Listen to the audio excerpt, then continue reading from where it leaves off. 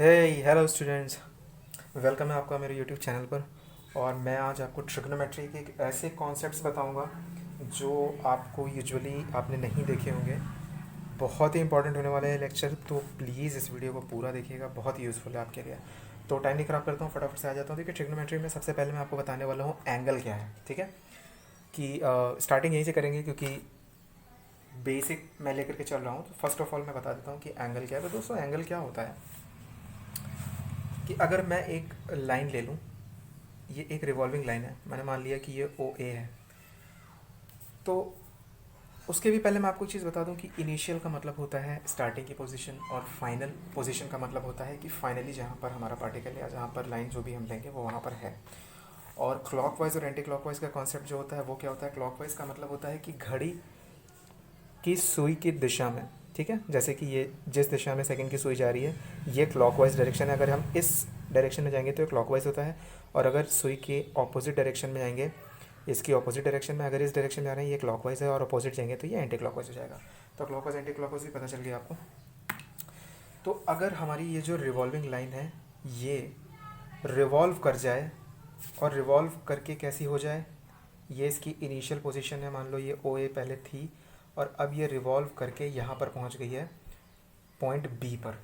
ठीक है, तो पहले ये इनिशियल पोजीशन थी, अभी यहाँ पर ये क्या है, फाइनल पोजीशन है। ये इनिशियल, ये फाइनल।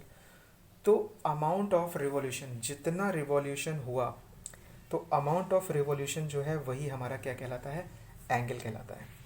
क्या, amount of revolution is angle. Alright, amount of revolution ही हमारा क्या कहलाता है, एंगल कहलाता है। ठीक है, एंगल की यूजुअली क्या, हम एंगल किस में देखते हैं, एंगल जब भी हमारा थीटा निकालते हैं तो हम रेडियन में निकालते हैं। बहुत ही इंपॉर्टेंट कॉन्सेप्ट है कि रेडियन और डिग्री का क्या सिस्टम होता है, अभी हम उस पर बात करने वाला है। ठीक है, तो इस एंगल को हम बोलेंगे क्या, तो इस एंगल को हम क्या कह सकते हैं कि बी ओ ए एंगल है ये। ठीक है, इस एंगल को हम क्या कह सकते हैं, एंगल बी ओ ए है, या हम एंगल ए ओ बी भी कह सकते हैं, कोई बात नहीं है, दोनों एकदम सही है। ठीक है, चाहे हम ए ओ बी बोल सकते हैं या बी ओ ए बोल सकते हैं, दोनों ही सही है। ठीक है, अब उसके बाद में आ जाते हैं हम कि थीटा की जो वैल्यू होती है या इसका जो यूनिट होती है वो क्या होती है। तो थीटा जो हम निकालते हैं यूजुअली, अगर हम पाई के टर्म में निकालते हैं तो ये हम रेडियन में निकालते हैं, रेडियन में निकालते हैं। ठीक है, तो रेडियन को डिग्री में कन्वर्ट करने के लिए हमें क्या चाहिए होता है, तो एक रेडियन जो होता है वो भैया होता है 180 अपॉन पाई डिग्रीज़ के। ठीक है, एक रेडियन को जब हम निकालेंगे डिग्री में कन्वर्ट करेंगे तो 180 अपॉन पाई, तो ऑलमोस्ट इसकी वैल्यू जो होती है 57.3 डिग्री के आसपास होती है। ठीक है, तो ये एक रेडियन की वैल्यू होती है। ऑलराइट, ओके, तो फटाफट से आगे बढ़ते हैं और इसकी एक क्वेश्चन, एक प्रॉब्लम करा देता हूँ मैं आपको। इसकी बहुत ही अच्छी अच्छी प्रॉब्लम्स होती हैं। देखो, इसका पूरे फिजिक्स में इसका रोल है। ठीक है, तो ये नहीं सोचना कि ये बहुत छोटी सी बात है या मुझे नहीं पता। देखो, यहाँ से अगर कॉन्सेप्ट हमारे अच्छे रहेंगे ना तो हम पूरी फिजिक्स में आगे रीड कर सकते हैं। सारी छोटी छोटी चीज़ों में प्रॉब्लम नहीं होगी ना, तो हमें पूरी फिजिक्स हमें आ जाएगी। ठीक है, कहीं पर प्रॉब्लम नहीं होगी। ऑलराइट, तो एक चीज़ और होती है कि जब हमें एंगल दिया होता है तो उसका हम फार्मूला, जैसे कि मान लो हमें एक ये एंगल दे रखा है, मान लो ऐसे रिवोल्यूशन हो रहा था। ठीक है, ये थीटा है हमारा, तो ये यूजुअली यहाँ से यहाँ तक के डिस्टेंस को हम क्या मान लेते हैं, आर मान लेते हैं, ये रेडियस मान लेते हैं। कि अगर ये पूरा कंप्लीट सर्कल बना लेता तो ये ही डिस्टेंस इसकी क्या होती है, रेडियस होती, तो ये इक्वल इसके है, तो ये भी आर है। और ये हमारा कहलाता है, क्या कहलाता है, आर्क। ठीक है, चाप जिसको हिंदी में कहते हैं, ये हमारा आर्क कहलाता है, ये रेडियस कहलाता है और ये एंगल कहलाता है। ठीक है, तो आपने देखा होगा या पहले भी पढ़ा होगा, नहीं पढ़ा तो कोई बात नहीं, बताता हूँ आपको कि कोण बराबर क्या होता है, चाप बटे त्रिज्या। कोण मतलब एंगल इज इक्वल टू क्या होता है, आर्क अपॉन रेडियस। ठीक है, एंगल क्या होता है, आर्क अपॉन रेडियस होता है। ठीक है, इसका जब हम वैल्यू निकालेंगे तो आर्क अपॉन रेडियस होता है।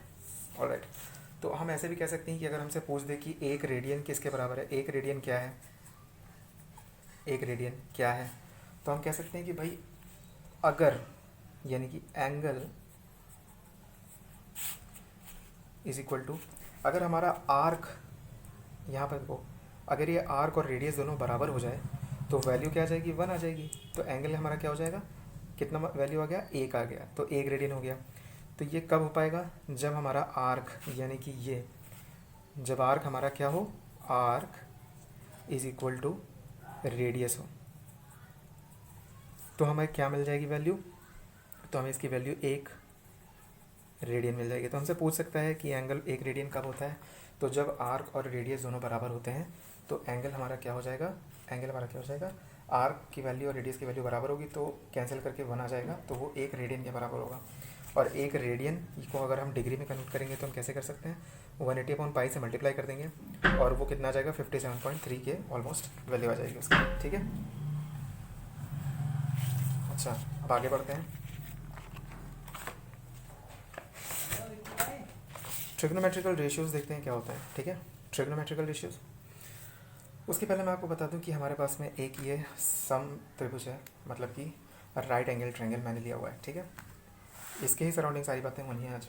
ठीक है, तो राइट एंगल ट्रायंगल क्या होता है कि जब कोई भी एक ऐसा ट्रायंगल जिसमें कोई भी एक एंगल क्या हो, 90 डिग्री का हो, तो 90 डिग्री का अगर कोई भी एक एंगल है तो हमारा क्या होता है, राइट एंगल ट्रायंगल होता है। ठीक है, तो राइट 90 डिग्री के ठीक सामने की जो भुजा है हमारी आर्म है, वो क्या कहलाती है, हाइपोटेन्यूज कहलाती है, या हिंदी में उसे हम कर्ण कहते हैं। ठीक है, हाइपोटेन्यूज कहलाती है। और 90 डिग्री का जो बेस लाइन है नीचे वाली, इसको बेस या आधार कहते हैं, और जो खड़ी हुई लाइन है, ठीक है, ये हाइपोटेन्यूज हो गया, ये बेस हो गया, और ये वाली लाइन क्या कहलाती है, परपेंडिकुलर कहलाती है, जिसे हम हिंदी में लंब भी कहते हैं। ठीक है, ऑलराइट, अब आगे बढ़ते हैं फटाफट से। ठीक है, ट्रिग्नोमेट्रिकल रेशियोज हमें देखने हैं। तो ट्रिग्नोमेट्रिकल रेशियोज बेसिकली होते क्या हैं, मैं आपको बता दूं। ट्रिग्नोमेट्रिकल रेशियो, जब ये बेस, परपेंडिकुलर और हाइपोटेन्यूज के टोटल 6, ठीक है, टोटल 6 हम इनके बना सकते हैं। ठीक है, रेशियोज, ठीक है, टोटल इनके हम 6 रेशियोज बना सकते हैं। 3 लाइन है तो 3 लाइन के टोटल हम 6 रेशियोज बना सकते हैं, और उन्हीं 6 रेशियोज को, उन्हीं डिफरेंट 6 रेशियोज को हम क्या कहते हैं, हम ट्रिग्नोमेट्रिकल रेशियोज कहते हैं, या टी रेशियोज कहते हैं। ठीक है, अब ये क्या क्या हो सकते हैं, तो ये परपेंडिकुलर क्या क्या रेशियोज हो सकते हैं, परपेंडिकुलर अपॉन बेस हो सकता है, परपेंडिकुलर अपॉन हाइपोटेन्यूज हो सकता है, हाइपोटेन्यूज अपॉन बेस हो सकता है, हाइपोटेन्यूज अपॉन परपेंडिकुलर हो सकता है, और बेस अपॉन परपेंडिकुलर हो सकता है, और बेस अपॉन हाइपोटेन्यूज हो सकता है। ये 6 कॉम्बिनेशन हो सकते हैं, इन्हीं को हम क्या कहते हैं, ट्रिग्नोमेट्रिकल रेशियोज कहते हैं। ठीक है, ऑलराइट।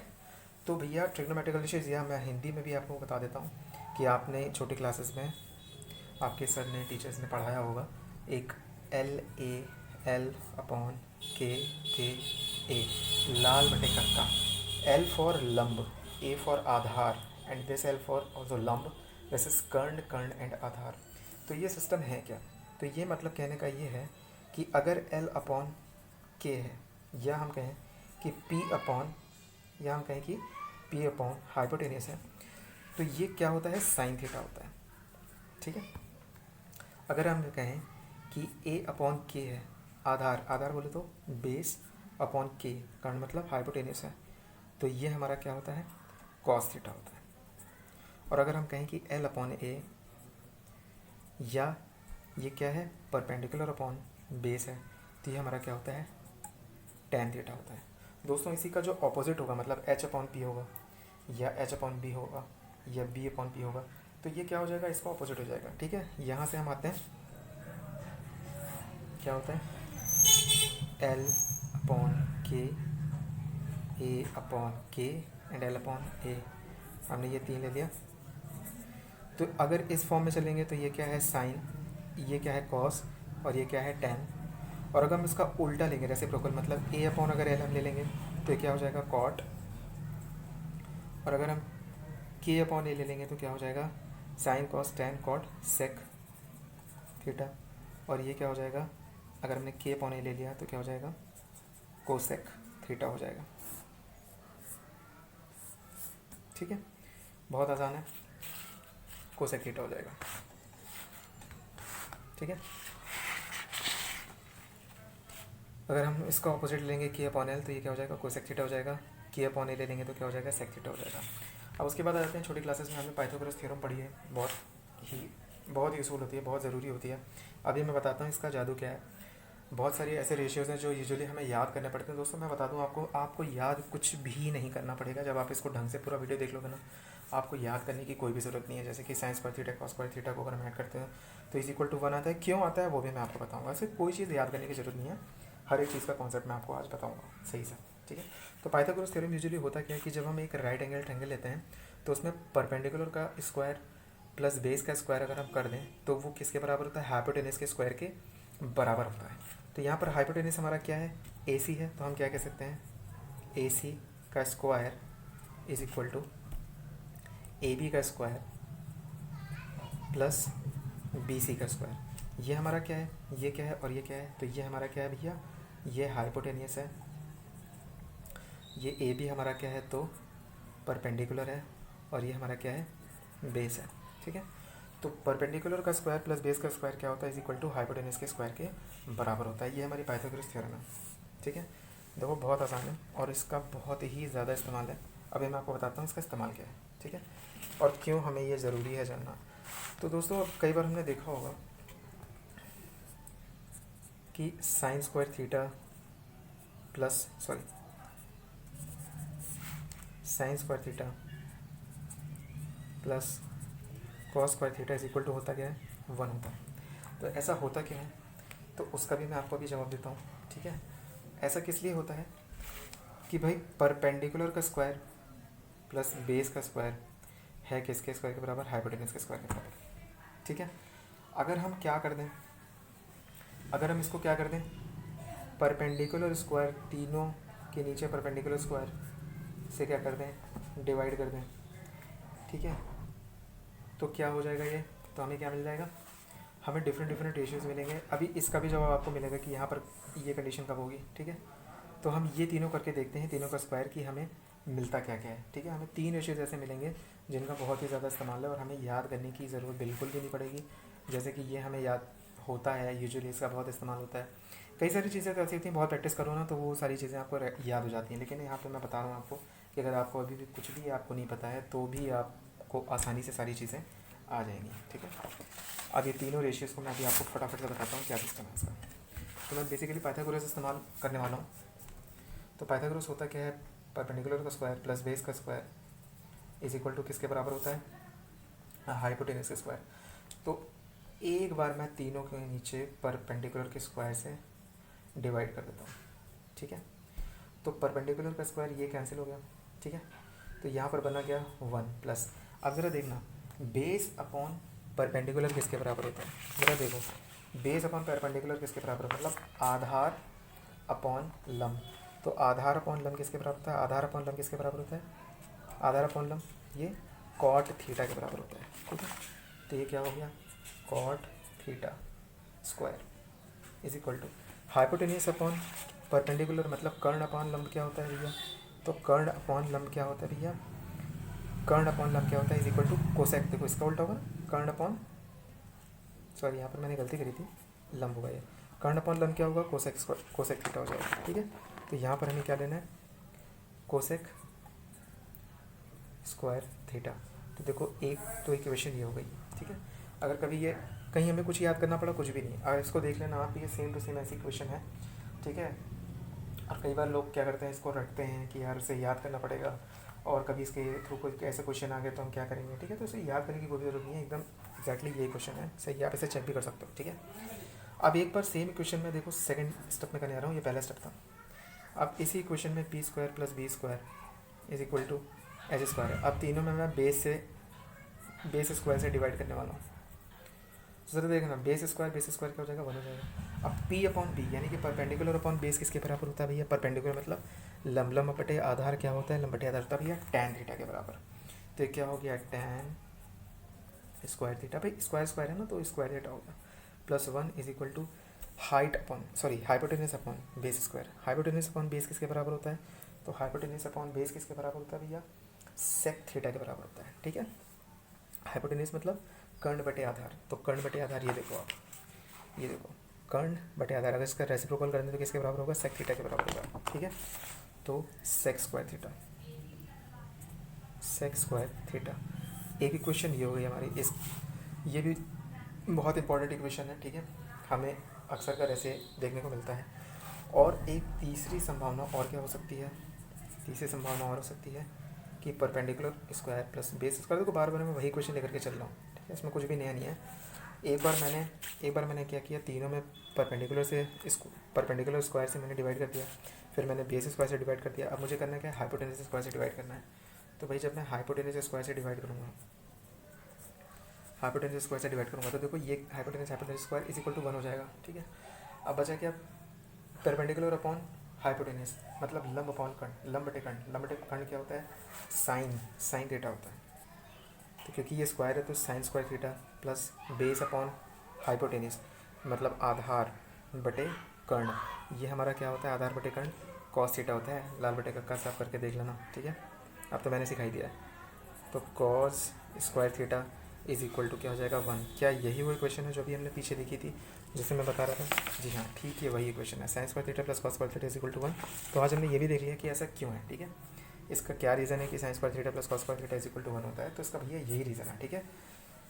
ऑलराइट, सारी चीज़ें आई होप सब समझ में आ रहा होगा आपको, ठीक है।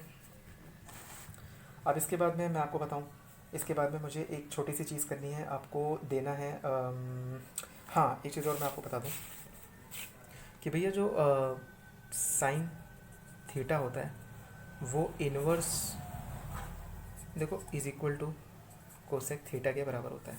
एक तो पॉइंट ये, देखो ऐसा क्यों होता है वो भी मैं अभी आपको बता दूंगा, ठीक है, आप इसकी टेंशन मत लो। Sine theta is equal to 1 upon cos theta होता है, और मैं आपको बताऊँ cos theta is equal to 1 upon sec theta के बराबर होता है। बस आप अभी जान लो, मैं अभी ये भी बता दूंगा आपको क्यों होता है, ठीक है। Cos theta is equal to sec, और टेन थीटा क्या होता है, tan theta is equal to 1 upon cot theta क्या होता है। क्यों ऐसा होता है वो सारा कुछ मैं अभी आपको बता दूंगा, ठीक है। बस अभी के लिए आप ये जान लो, ऑलराइट। ये तीन चीज़ें ये आपको जाननी है, ठीक है। ये ऐसा क्यों होता है जब हम इसकी वैल्यूज़ लेते हैं, ठीक है। देखो दोस्तों, जब मैं इसकी वैल्यू लूँगा ना, आपने देखना है कि देखो साइन थीटा जो है 0 डिग्री पर क्या वैल्यू होगी, 30 डिग्री पर क्या वैल्यू होगी, और 45 डिग्री पर क्या वैल्यू होगी, 60 डिग्री पर क्या होगी, और 90 डिग्री पर क्या वैल्यू होगी, ये भी मैं सब बताता हूँ आपको। तो जो साइन थीटा है वो 0 पर 0 रहता है, इसमें हाफ हो जाता है, इसमें क्या होता है 1/√2 हो जाता है, इसमें √3.2 हो जाता है, और इसमें क्या हो जाता है 90 का 1 हो जाता है। अब जरा देखना कॉस थीटा की आपको याद करने की ज़रूरत है, कॉस थीटा आपको याद करने की ज़रूरत है बिल्कुल नहीं। इसी को आप रिवर्स कर दो, मतलब ये 1 यहाँ पर ला दो, √3/2 यहाँ पर ला दो, इसके नीचे ठीक यही लिख दो, इसके नीचे यहाँ पे लिख दो, और इसके नीचे यहाँ पे लिख, इसको ठीक रिवर्स कर दोगे तो कॉस थीटा का आपको मिल जाएगा 1 √3/2 1/√2, ठीक है, 1/2 और 0। अब आते हैं tan। तो देखो एक याद करना है, एक से हमने ये निकाल लिया। सिर्फ अगर आप साइन थीटा भी याद कर लोगे ना तो आप सारा कुछ निकाल सकते हो। अभी बताऊंगा कैसे निकाल सकते हो। tan थीटा, tan थीटा के लिए क्या होगा भैया, तो tan थीटा के लिए हमारा 0 का tan 0 इज इक्वल टू 1 हो जाता है, ठीक है। उसके बाद में ये क्या हो जाता है, sorry tan 0 is equal to 0 हो जाता है, 90 पे इनफाइनाइट हो जाता है। I am really very sorry, दिमाग कहीं और हो गया था मेरा। ये 0 पे 0 रहता है, tan थीटा क्या हो जाता है 1/√3 हो जाता है, ठीक है। ये 45 पर क्या होता है 1 हो जाता है, 60 पर सिर्फ √3 हो जाता है। ऐसे ही जब इसका हम cot theta sine cos tan cot निकालेंगे तो कॉट थीटा में क्या कर देंगे, इसका रिवर्स कर देंगे तो ये इनफाइनाइट हो जाएगा, ठीक है। ये √3 हो जाएगा, यहाँ पर 1 ही रहेगा, 1/√3 हो जाएगा, और यहाँ पर क्या हो जाएगा 0 हो जाएगा। ऐसे ही दोस्तों हम सेक थीटा का निकालेंगे। अब ज़रा देखना, अब आपको लग रहा होगा कि यार ये तो बड़ा इजी से था, आप सेक थीटा में देखें इनको याद है कि नहीं याद है, ऑलराइट।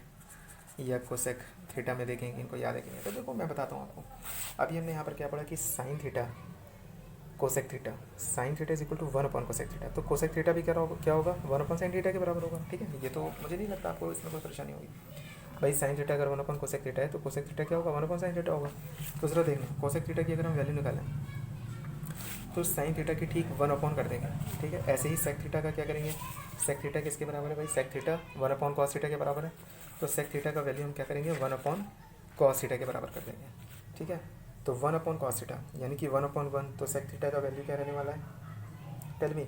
अब आप इसे करके मुझे बताना, और अगर आपको कोई प्रॉब्लम होती है तो आप मुझे आज बताना, ठीक है, मुझे पूछ सकते हो मेरे कमेंट सेक्शन में। अब इसमें हमें करना क्या है, इसकी हर एक वैल्यू में अगर आपको ये वैल्यू निकालनी है 90 जीरो डिग्री की वैल्यू निकालनी है तो आप यहाँ पर 1/cos θ कर दो, यहाँ पर भी 1/cos θ कर दो, ऐसे ही यहाँ पर क्या कर दो 1/sin θ कर दोगे तो आपकी सारी वैल्यूज़ आ जाएंगी। ये निकालना मेरे लिए, और उसके बाद फिर मुझे बताना, ठीक है, कमेंट करना कि आपके आंसर्स क्या है, ठीक है। तो आज के लिए सिर्फ इतना ही है, और ये मैंने आपको एक टास्क दिया है, ये आप करके मुझे बताना कमेंट में। और आज के लिए सिर्फ इतना ही है दोस्तों, ठीक है। और नेक्स्ट जो मैं वीडियो बनाऊँगा अपनी, तो वो मैं बनाऊँगा क्वाड्रेंट पे, ठीक है। जो क्वाड्रेंट बहुत ही इंपॉर्टेंट होता है भैया, और कौन से क्वाड्रेंट में क्या पॉजिटिव है, कौन से क्वाड्रेंट में क्या नेगेटिव है, ठीक है। वो सारी बातें मैं नेक्स्ट वीडियो में करने वाला हूँ। वो भी ट्रिग्नोमेट्री का ही सेक्शन है, ठीक है। बहुत ही इंपॉर्टेंट सेक्शन है, उसको भी आप ज़रूर देखिएगा। तब तक के लिए बाय बाय और थैंक यू।